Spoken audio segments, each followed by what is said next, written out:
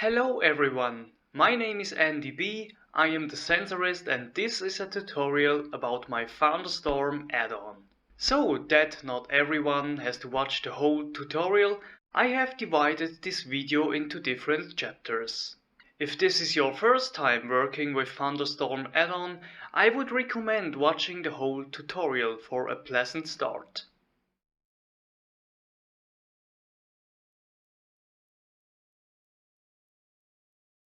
First, you can download the add-on where you bought it. On Blendermarket, you can click on your name in the upper right corner and then select Orders. Here you will find everything you bought. There you can click on Go to Downloads to download your add-on from there. It is important that you do not unpack the file now. It should remain a zip file because that's how it is used by Blender. Once you have downloaded it, you can go to the Add-ons tab in Blender under Edit and Preferences. Click on Install in the upper right corner. Navigate to the Thunderstorm add-on and install it by selecting it and then clicking on Install add-on. Now you can see the add-on in the Add-ons tab.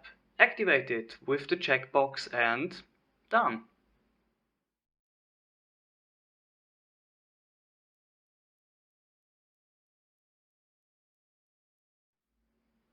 The user interface of the Thunderstorm add-on is located in the viewport in the N menu.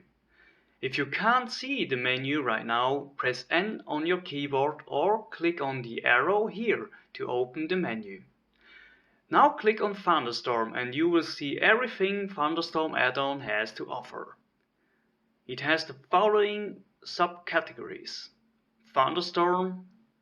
This creates a thunderstorm.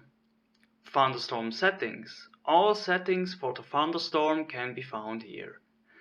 Add single lightning. Here you can create single lightnings or change lightnings that are in the thunderstorm. Cloud Settings is for creating and manipulating clouds. Rain Settings is for creating and manipulating rain and rain materials.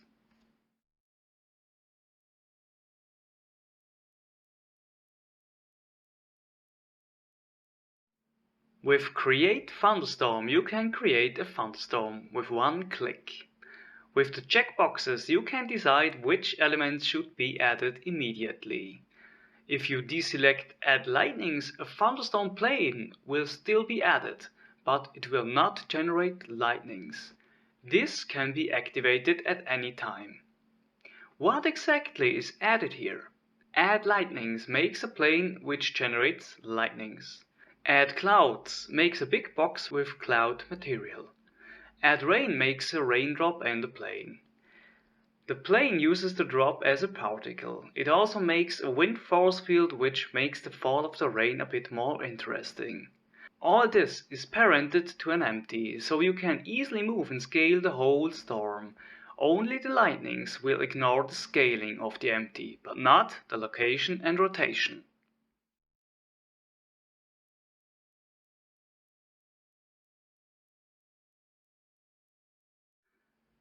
In the outliner, some collections are created, so everything has clear order for a good workflow. Important: if elements are deactivated in the outliner, this will lead to problems with the add-on, because newly added elements will be set active, which is not possible if the collection is switched off. The main collection is Thunderstorm Collection. Here you can find everything that was done with Thunderstorm add-on. In Thunderstorm Planes you find the Thunderstorm Planes created with Create Thunderstorm. You can find them there so that you have quick access to the planes at any time to edit the Thunderstorm parameters. Under Thunderstorm you will also find the Thunderstorm Plane, plus the lightnings created with Create while Playback, plus the baked lightnings, plus the Thunderstorm Empty, to which the whole storm is parented. Every time you click Create Thunderstorm, a new Thunderstorm collection is created here, so you can distinguish the different thunderstorms. Under Clouds you will find all clouds created with Thunderstorm add-on, even those that have only received the cloud material or the cloud modifier.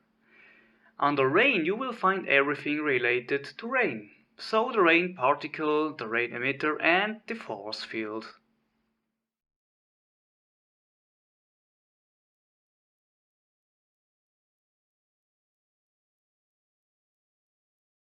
These parameters can only be accessed when a thunderstorm plane is selected. This is because each thunderstorm plane can have its own settings. Therefore, there are no global settings. To find these thunderstorm planes easily, you can simply select the desired plane in the outliner under Thunderstorm Planes. Or, of course, simply access it in the viewport. Here, however, it can get a bit trickier if there are many objects, especially clouds in the scene. With Alt left mouse button, it is also easier to access an object that is surrounded by many other objects. Under Thunderstorm Settings, you will find 3 more sections: Storm Settings, Main Settings and Spline Settings.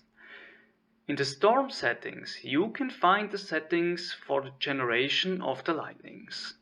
First, you can choose if you want to use the scene frame range or if you want to use another range. By default, the scene frame range is used, the range that is specified in the timeline. Create while playback generates lightnings and deletes them again. The point of this is that it can be used to create infinitely long storms without taking up too much memory or affecting performance. It is also the ideal tool to make all the lightning settings you want and see in real time what the changes bring.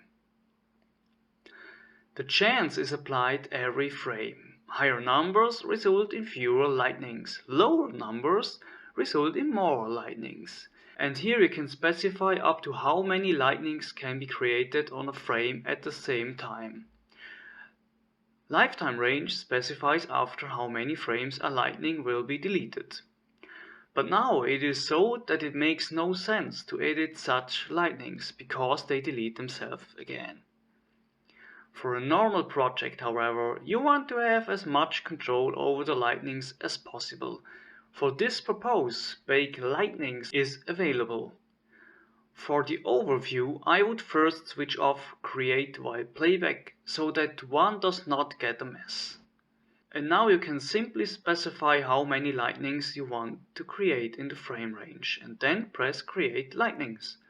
If you still want to change the lightnings via the parameters or just want to see a different random arrangement, you can press Update Lightnings. To delete all lightnings, you can also enter 0 and press Update Lightnings.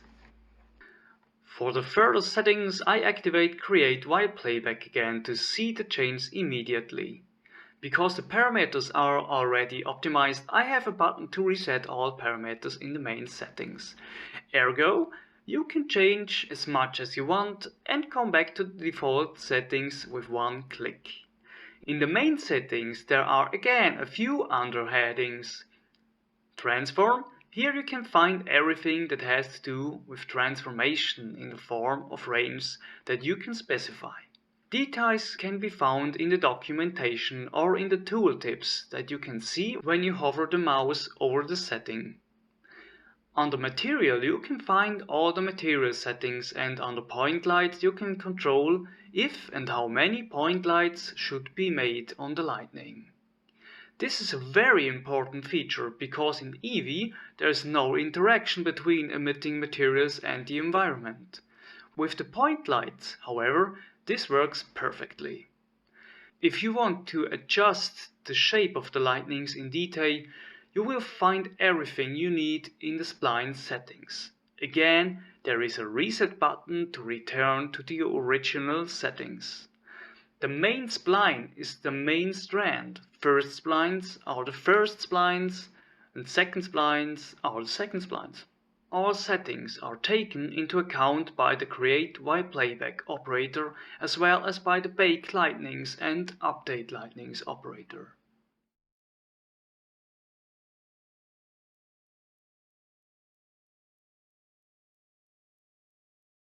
In Single Lightning you will find almost the same settings as in Thunderstorm Settings. This can sometimes be a bit confusing. It happened to me a few times that I made settings in the scene lightning and wondered why I did not see the change in Thunderstorm. So if settings are not seen, this could be the reason. If one day you can use colors in the user interface, I will provide the tabs with different colors so that this confusion is eliminated in the future. With Add Lightning, a lightning can be added. With Update Lightning, the lightning is deleted and a new one is created, keeping the rotation and the scale. With this you can also ideally change lightnings from the baked lightnings, if you don't like a lightning there. My recommendation for the updates is that you go to the very beginning of the lightning creation where you can see the shape of the lightning. This way you can see what you have and the animation always starts at the same place. Of course, you can also act on all animations as usual. Here it is simply important to know that as soon as a lightning is hidden, the animation also disappears, because a hidden object cannot be active. The main spline settings are the same as described in Thunderstorm Settings. What is added here, however, is lightning settings after creation. To use these settings, you can simply select a lightning and then edit it. If no lightning is selected, you will not see any parameters here. I would like to mention that the cloud and rain features are bonus content. They are extremely useful tools, but everything you find here can be done without this add-on. It takes a lot more time and you might have to watch a few tutorials to get the result you want, but it's still doable.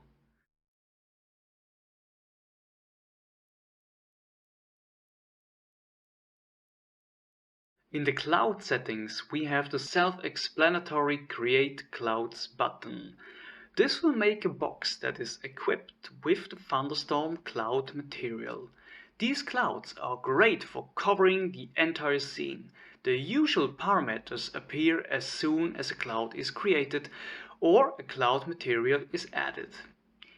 As you can see, the contrast from noise 1 to 3 is set to -1. This means it has no contrast as a default setting. So if you want more complexity to appear in the cloud, the first thing to do is to increase the contrast. Using Add Cloud Material, you can also make an object yourself and scale and change it as you wish before adding the cloud material.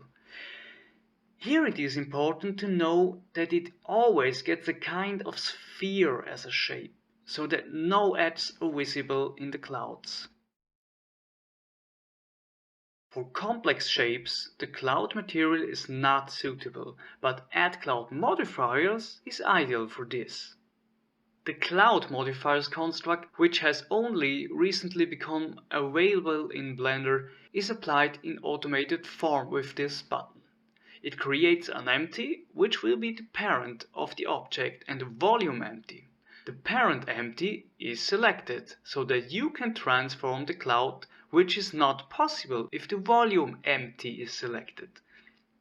So everything behaves as you would think. The UI also provides the direct access to the common parameters of the volume empty. While you could also do transformations by selecting the original object, this could well cause Blender to suddenly hang or crash altogether. So with the cloud empty selected, you have access to everything you could want at the same time.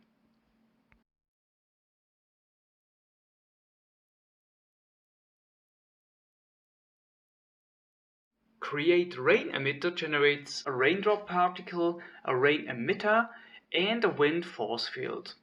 When the rain emitter is selected, you have access to all relevant parameters of these three objects. The particle is a cube with a subsurface modifier on it. For good performance, the viewport is set to 1 and render to 2. Of course, the raindrop already has a suitable material. To give the raindrops a fake motion blur, for example to use the rain in a cartoon, you can change the Z-scale. Add rain ground material adds rain to an existing material using an add shader. It is important that the object already has a material, otherwise it will not work.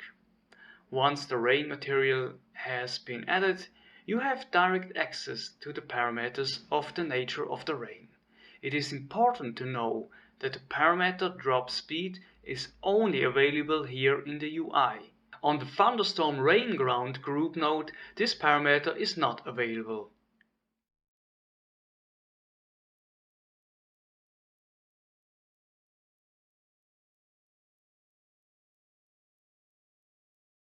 As another little bonus, there is a Thunderstorm node group in the compositor to be found in the filter section. If you add it, it will immediately connect to a render layer if one is available. With this node you can isolate glowing objects and make them shine. However, I got the best result when the lightning was rendered on a separate layer. I personally did the compositing in Blackmagic Fusion, so I could see a real-time rendering, which is unfortunately not yet possible in Blender. For images, you can also separate the material. For this purpose, each lightning is equipped with a material ID. However, this only works in cycles. In Eevee, you get the best results simply by enabling bloom in the render settings. In my presentation video with the examples, all clouds and flashes are made in Eevee and the castle in cycles. This way the lightnings can shine through the clouds and you can see that the clouds do not have the same density everywhere. Unfortunately, this cannot be done in compositing because of the fading effect. In cycles, the lightnings can, of course, also shine through the clouds, but this will result in very long render times.